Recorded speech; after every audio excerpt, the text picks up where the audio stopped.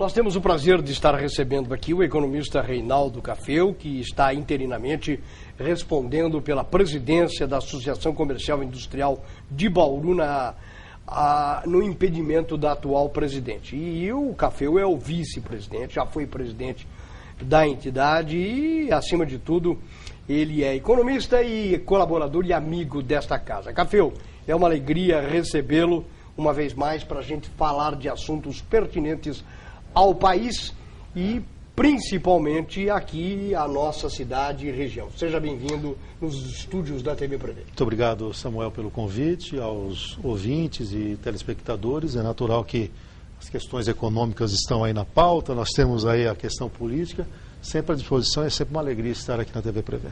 Eu vou colocar um assunto para você que tem causado controvérsias até pela maneira e postura dos entrevistados.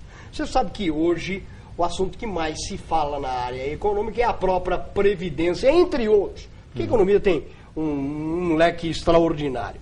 Porém, Café, eu tenho trazido aqui um advogado previdenciário, que é o Dr. Tipó, Ailton Tipó Laurindo, que trabalhou durante muitos anos no INSS. Você sabe que ele tem afirmado categoricamente aqui que a Previdência tem dinheiro, que a Previdência não arrecada só aquilo que ela pega dos contribuintes. Ela tem alguns outros fatores exógenos que alimentam a sua arrecadação.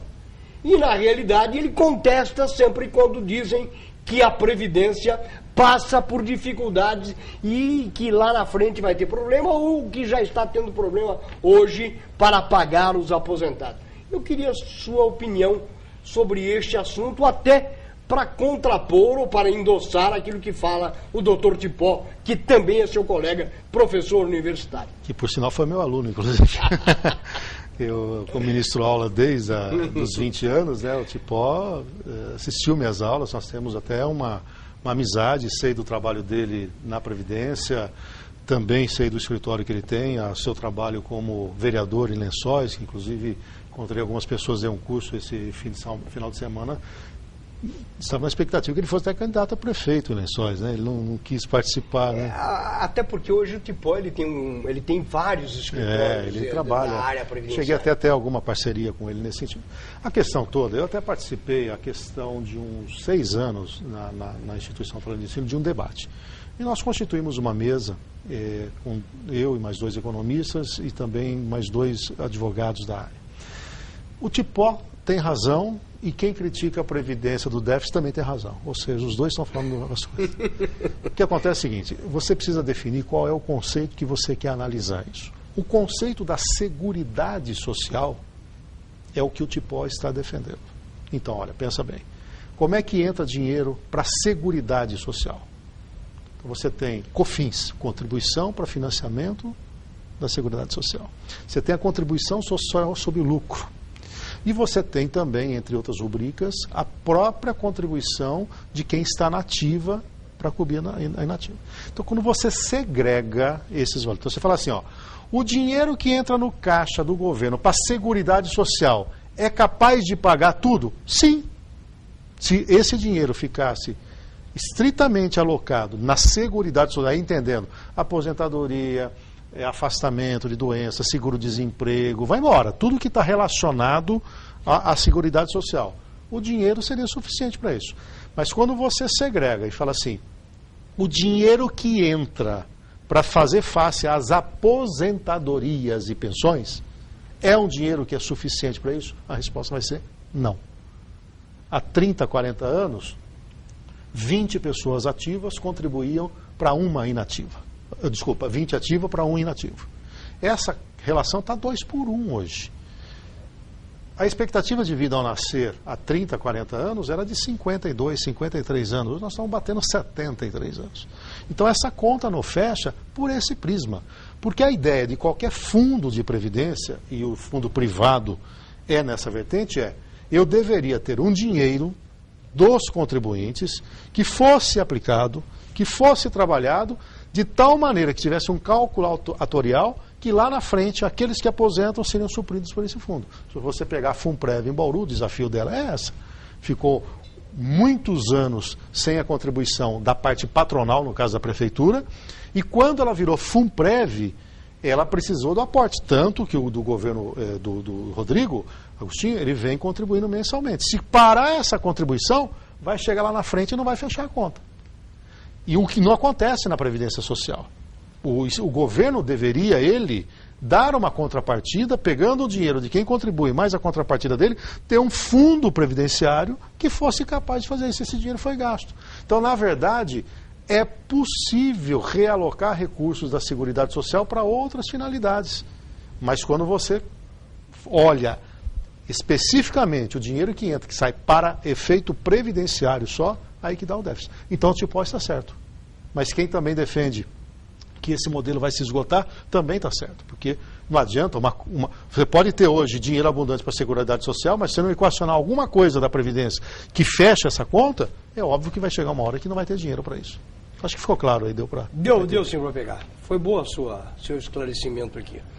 Ô Café, nós temos visto aí, quando foi praticamente o início da finalização do impeachment, nós tivemos o dólar caindo e ultimamente o dólar tem tido uma variação cambial, sobe e desce, mas eu queria saber qual é a razão, qual é a justificativa que se tem hoje para esta oscilação cambial do dólar. Vamos lá, o dólar ele deveria seguir uma lógica de oferta e procura. O Brasil opta pelo câmbio flexível. Uhum. Só que a gente sabe que isso chama-se flutuação suja, né? O dirt flut. O que é isso? Pode flutuar, mas o Banco Central, como autoridade monetária, pode operar esse mercado. Então vamos lá. Se tiver uma enxurrada de dólar entrando no Brasil, tem muita oferta de dólar. Se não tiver quem compra esse dólar, a cotação do dólar cairia, o real se valoriza, né? Para o governo pode não ser interessante. Não, isso aí você vai desestimular as exportações, né? Quem exporta quer receber por cada dólar mais real, mas como está caindo, você desestimula a exportação. Por outro lado, você estimula demais a importação. Se de um lado a importação pode ajudar a derrubar os preços, por outro lado, você gera emprego no resto do mundo, não gera aqui. Na situação inversa também é possível. O dólar começa a se apreciar, o real se desvalorizar. Conclusão, muita gente querendo dólar, a cotação vai subindo, o governo fala, bom, de um lado legal, vou exportar mais, mas um dólar nesse patamar eu trago o que chama inflação importada.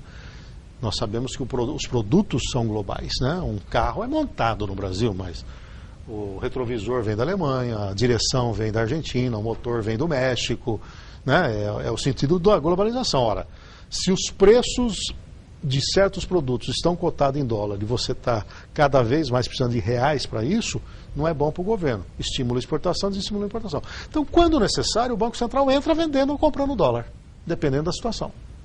O que o mercado tem feito ultimamente? Testado até onde esse governo vai. Você deve se recordar que o dólar, no momento mais agudo de sofrimento econômico aqui, recente, nós batemos 4,20 dólar comercial, 4,25. Depois ele veio gradativamente caindo para 4, 3,80, 3,70, 3,50.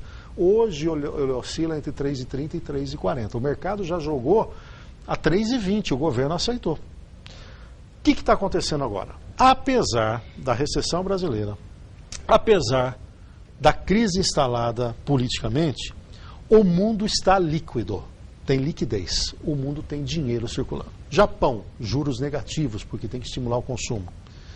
Alguns outros países, juros próximos a zero. Estados Unidos pagam hoje taxa de juros básicas entre 0,5% ao ano. Quer dizer que esse dinheiro está aí solto, querendo rentabilidades maiores. Viram que o Brasil, apesar de todo o processo político, é um país que não teve nenhuma convulsão social tirando as manifestações. É um país que é a 8ª economia do mundo, tem horizonte pela frente e paga 14,25% ao ano. O que esse capital, que não tenha restrição? No caso, por exemplo, dos fundos de pensão, tem restrição. Nós não temos mais grau de investimento, então esses fundos, uma boa parte dele não entra aqui. O restante vem para cá, vem especular na Bolsa, tanto que a Bolsa hoje está batendo 60 mil pontos, era de momento de pujança que chega nesse patamar. Então hoje nós temos uma entrada maior de dólar do que demanda, o que tem forçado a cotação para baixo. Isso que a gente observa no dia a dia é uma oscilação técnica. Está na casa de 3,25. eu fiz uma leitura que o Temer vai ter mais dificuldade com a base aliada, porque fatiou a história do impeachment, né? Separou o impedimento dela, dela estar elegível. Então vai ser difícil ter um racha. Aí os investidores estrangeiros fazem um movimento de retirada das suas posições aqui. Então naquele dia ele demanda mais dólar. Aí você fecha o dólar, que era 3,30 ontem, é 3,32, 3,33. Mas aí no outro dia sai uma notícia de que é possível uma negociação com o Congresso para passar o ajuste fiscal. Aí o mercado se anima e derruba para isso. O que é importante é que ele não está mais fazendo grandes movimentos entre o menor e o maior. Em economia, mais do que a oscilação é a tendência. O que nós não podemos permitir é que o dólar caia para 2,90 e da noite para o dia chegue a 3,50. E ninguém suporta.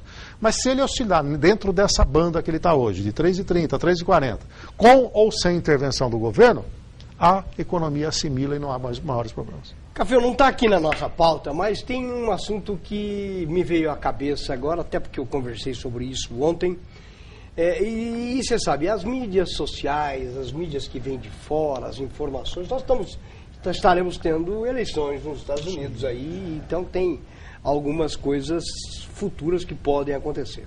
Mas davam conta, e dão conta, Café, de que o mundo poderá ter uma moeda única. Voltou isso. Voltou essa conversa aí ontem e até, eu particularmente não acredito, mas de repente tem gente que acredita e isso veio à baila. Você acredita nisso, Café? É muito difícil, porque, na verdade, eu acho que talvez fosse, do ponto de vista da gestão mundial, de pensar a questão global, essa questão. Mas veja o que aconteceu recentemente com a própria União Europeia, né? O Reino Unido não quis entrar com o euro, manteve a libra esterlina, e recentemente pediu para sair da zona do euro. Para você ter, vamos imaginar que as políticas monetárias estão ligadas aos bancos centrais. Vamos pegar um exemplo mais próximo nosso. O Plano Real e o plano que foi implementado na Argentina. Quase que simultaneamente a Argentina dolarizou a economia e disse, a partir de agora, um peso, $1. E peitou isso. O Brasil não quis entrar nessa aventura com dólar e criou a ORV. Você deve lembrar disso. Que preço a Argentina pagou? Ela não domina a emissão de dólares. Então, para ela ter reservas cambiais, ela tem que exportar mais do que importa, tem que atrair mais capital estrangeiro do que ela gaste. Se você diz que $1 vale um peso, quem for comprar dólar e entregar um peso, você tem que entregar o dólar. Mas se eu quero, você quer, ele quer, todo mundo quer, e esse dólar começa a não ter mais no mercado, vai chegar uma hora que o mercado vai desconfiar. Essa história de 1 para 1 não existe. Deve ser 1,20 para 1, 1,50 para 1. O Brasil com a ORV não. A ORV fez esse papel. Então, o que eu quero dizer com isso? Qual é o grande problema de uma moeda única? Como é que seria a atuação dos bancos centrais e qual seria o lastro para que a emissão desse dinheiro pudesse estabelecer? Porque desde a década de 50 nós não temos mais o lastro ouro. Quem que define o dinheiro em circulação no Brasil? É a Casa da Moeda, é o Conselho Monetário Nacional, é o Banco Central. Ou seja, se você emitir mais dinheiro internamente, você aumenta a liquidez do mercado, pode gerar inflação. Então a opção dos governos é a emissão de título público, porque aí você tira o dinheiro da economia e devolve o título público. Ora, como é que vai conceber uma moeda única, sendo que um país tem uma inflação de 5.000% ao ano, outro tem 10% de inflação ao ano, outro tem 15% de inflação ao ano? Como é que seriam essas políticas? Agora, é óbvio que ao longo do tempo eu acho que vamos ter pelo menos, e o que o mercado já faz isso de alguma maneira, nós vamos eleger 3 grandes moedas. O dólar, que já é aceito internacionalmente, o euro, que ainda tem uma perspectiva, e talvez uma moeda que reflita a Ásia. Que pode ser tanto o ien quanto pode ser o dinheiro chinês. O Yuan. De repente, pela dimensão que tem aquela região. E aí, as moedas teriam as suas políticas econômicas aqui. Agora, veja a própria zona do euro, como aconteceu com a Grécia. Quando a Grécia enfraqueceu, ela forçou a moeda, o euro, a Alemanha teve que peitar. Então você teria que ter um banco central dos bancos centrais, com políticas monetárias pré-definidas, e eu acho muito difícil pela não isonomia, né? Então, mas sempre vai voltar tudo. Nós vamos intercalar essa conversa com o Café com a participação do telespectador. A Maria Luísa dos Altos da Cidade, ela diz o seguinte, Café: sou aposentada, trabalhei quase 8 anos em uma firma recolhendo todos os impostos. inclusive o INSS. Estou ouvindo uma conversa que posso entrar no INSS para rever aquele dinheiro que investi, que todo mês vinha descontado do meu salário. Isso é verdade? Não, o que existe até o próprio Tipó tem promovido algumas ações nesse sentido, é um pedido de revisão da aposentadoria. Né? A desaposentadoria. Desaposentadoria. Então a pessoa pede para desaposentar. Eu estou nesse caso, viu, Maria Luísa?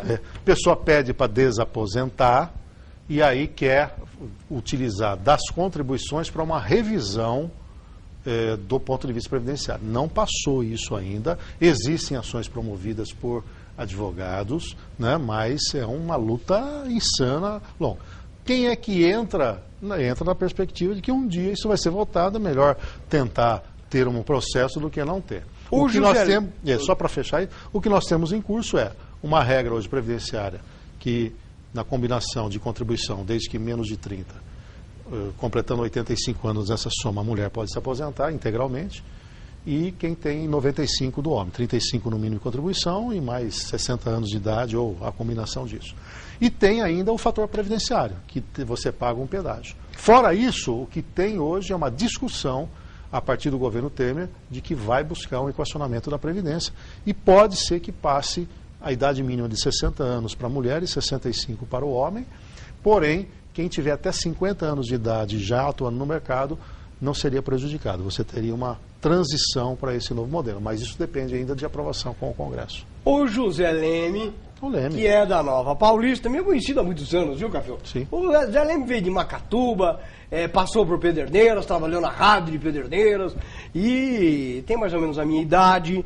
Hoje é representante comercial e diz o seguinte: Café, as denúncias divulgadas no Jornal da Cidade de Bauru é um bom assunto, com relação ao custo a mais de 10 milhões de reais para o tratamento de esgoto, devido ao atraso na obra e o contrato pelo prefeito com relação à fiscalização de obras públicas, vai causar ainda mais dor de cabeça ao futuro prefeito e até mesmo a uma eventual abertura de SEI pela Câmara? É possível sim, porque no bojo disso tem aquela entrevista do Giasone Cândia aqui para o Duda na TV Prevê, né, dizendo que não é possível politicamente acionar os grandes devedores. Então, na verdade, o que está na berlinda hoje é a própria gestão do DAI.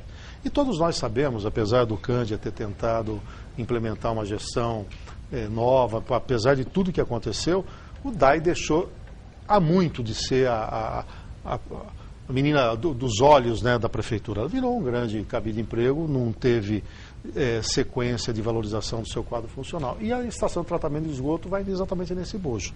O que chama atenção nesse caso, apesar de ter a legalidade de implementar aditivos, é que esse assunto não veio à baila. Nós tivemos recentemente uma discussão de antecipar ou não um recurso para a construtora por conta de um erro digital, e quando você aprofunda na questão, vem aparecendo uma conta a mais de quase 10 milhões. Ah, mas tem previsão legal, quanto mais tempo passa, mais gastas. Tem dinheiro reservado para isso, mas o que está em jogo é a legitimidade disso, né? Até a gestão disso. E foi contratada, inclusive, uma consultoria para acompanhar essa obra a peso de ouro. Então, isso também tinha que ser alertado. Então, eu avalio que isso vai dar, num momento, inclusive, de sucessão, né, em que tem um candidato do próprio prefeito concorrendo, a Câmara não vai deixar barato e é muito provável que esse assunto vá tomar uma dimensão muito superior, né, do que simplesmente a notícia. Vai ter um aprofundamento, sim. O Luiz Carlos da Jardim Bela Vista, o Jardim Bela, ele tem uma dúvida. A aposentadoria pelo LOAS não contribui em nada para a Previdência? O que é pago a ele sai do cofre da Previdência Social? Ele fala do LOAS. Ele diz que não contribui, quem recebe pelo LOAS não paga nada para a Previdência, e pergunta se esse dinheiro, essa grana, sai da Previdência. Porque na verdade todas as Acho que sai, viu? Todas as rubricas que são pagas pela Previdência saem do mesmo cofre. Então pode ser que não haja esse mesmo, mas haja uma previsão legal para fazer isso. Nós tivemos o caso, por exemplo, dos trabalhadores rurais que foram reconhecidos, as mulheres do lar que acabam colocando que nunca tiveram outra atividade, conseguiam uma aposentadoria menor. Isso, de certa forma, tirando o lado social, também é apontado como uma das causas do rombo, né? Que os governos que se sucederam foram admitindo na Previdência pessoas que não tinham contribuído para aquele momento. Eu acho que está enquadrado a pergunta dele e é possível sim, desde que a legislação contemple isso. Nós teremos aí algumas medidas e, claro, o Brasil precisa, até para retomar e sair dessa crise, algumas medidas tomadas pelo Meirelles e pelo governo Temer. Que medidas eles deverão tomar? Bom, primeiro eu avalio que o governo Temer poderia dar mais velocidade às decisões se não tivesse tido aquele racha e agora tem a variável eleições municipais. A base aliada não está querendo ter desgaste. Do que eu observo, do que eu leio, do que eu acompanho, há um grande projeto de limitação de gastos. Então, essas medidas, a primeira delas seria você limitar de 10 a 20 anos pela frente a atualizar os gastos dos governos no máximo a inflação passada. Ou seja, se gastou 1 trilhão esse ano e a inflação foi de 10%, o ano que vem vai aplicar 10% sobre esse 1 trilhão e nada mais disso. Nos últimos 8 anos nós tivemos quase 100% de crescimento dos gastos públicos além da inflação. É esse limitador que eles querem colocar. Para também economizar, uma das medidas que será discutida é a questão da Previdência. Então, eles querem fazer a reforma da Previdência. Além disso, há uma expectativa do mercado também de eventual aumento tributário. Se eles chegarem à conclusão que na conta não vai fechar, eu avalio que a CPMF poderá ser ressuscitada nessa questão. Tem outras palavras, o que a equipe econômica do Meirelles já divulgou é forte ajuste fiscal. Ou seja, o governo tem que buscar fechar suas contas, o rombo desse ano vai ser de 170 bilhões e meio. E se não fizer nada, já o rombo para o ano que vem é de 130 bilhões de reais. Então isso tem que parar porque um gasto superior à arrecadação, você não consegue gerar dinheiro para pagar os juros e a dívida pública cresce. A dívida pública brasileira está batendo 70% do PIB. Alguém vai falar, mas o resto do mundo tem lugar que é até 100%. Os Estados Unidos é 102%. Sim, mas com confiança, com títulos públicos alongados, com taxa de juros de 1% ao ano. Nós estamos falando de rolar uma dívida a 14,25% ao ano, fora os juros já praticados no passado, que consome 43 bilhões de reais por mês do governo. E num prazo médio de 33 meses. Quer dizer, muito pouco. Então, vai ter que atacar isso. O que eu não espero é que essa equipe econômica, o governo do Temer, que tem tiro curto, que tem um pouco mais de ano, fique se rendendo a esse jogo político. Tem que fazer o que tem que ser feito. Não venha com essa história de que a base aliada não vai precisar tocar em assuntos contundentes porque eles vão perder a eleição de outubro. O país tem que estar acima dessas questões. Ah, tudo bem, falta só um mês. Mas depois tem o segundo turno, aí faltam 2 meses. Nós precisamos levar para o Congresso as grandes questões e a primeira delas, para mim, passa necessariamente pelo ajuste fiscal. Então, de tudo que foi colocado, avalio que essa será que o governo do Temer vai enfrentar na primeira parte. Você está acompanhando aí, pelas informações do CIESP, FIESP, a indústria começa a dar algum sinal de recuperação. Isso é bom, não é? É bom. Nós temos hoje... Eu tenho até na última vez que eu estive aqui, a gente conversou da Associação Comercial, mas a gente acabou nós dois falando um pouquinho de política. E eu fiz a figura que eu mantenho até hoje, que é do U. Então, se você olhar um U, nós estávamos nesse patamar, o U tem uma barriga, uma queda, né? Depois ele tem uma barriga e depois que ele volta a crescer. Essa percepção não é uniforme ainda. Então, nós estamos hoje descompassados. Nós temos alguns setores já apresentando recuperação, alguns setores, se comparar esse ano com o ano passado, estão em queda, mas se comparar esse mês com o mês passado, está em alta. Então nós estamos descompassados. Então nessa figura do U, que eu vou fazer até aqui esse desenho, nós estamos, para ilustrar, na minha avaliação, mais ou menos aqui. Nós temos uma piora ainda do ponto de vista macro com o emprego, para começar a subir. Então, na minha avaliação, a retomada se dá no segundo trimestre do ano que vem. Ou seja, nós passaríamos ainda um final de ano com essas altas e baixas, alguns setores reagindo, um primeiro trimestre ainda difícil para fechar. No ano fechado do ano que vem, aí com crescimento, na casa de 1%. Para encerrar, Café, infelizmente o horário político aí nós temos que encerrar. Você vê que o próximo prefeito, no setor das finanças da prefeitura, como é que ele vai ter que encarar a prefeitura e pegar a próxima administração? Com muita dificuldade. Mais da metade do que estão prometendo não vão conseguir cumprir no primeiro 2 anos. Isso aí não tem dinheiro. Ou vai ter que partir para parcerias públicos-privados, ou vai ter que buscar dinheiro no governo federal, que é difícil.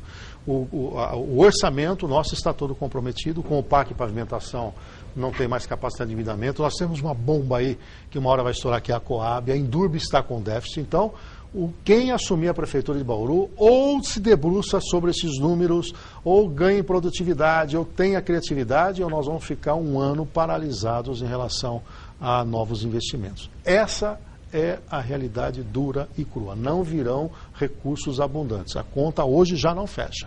Então, quem não dominar finanças municipais a partir do ano e se enveredar em aventuras, não vai conseguir cumprir a lei de responsabilidade fiscal. Muito obrigado ao economista Reinaldo Cafeu, que participou do nosso enfoque regional ao vivo nesta quinta-feira. Lembramos que essa entrevista será reproduzida nas edições alternativas do nosso telejornal. E amanhã nós estaremos de volta e você é o nosso convidado. Um abraço a todos e até amanhã.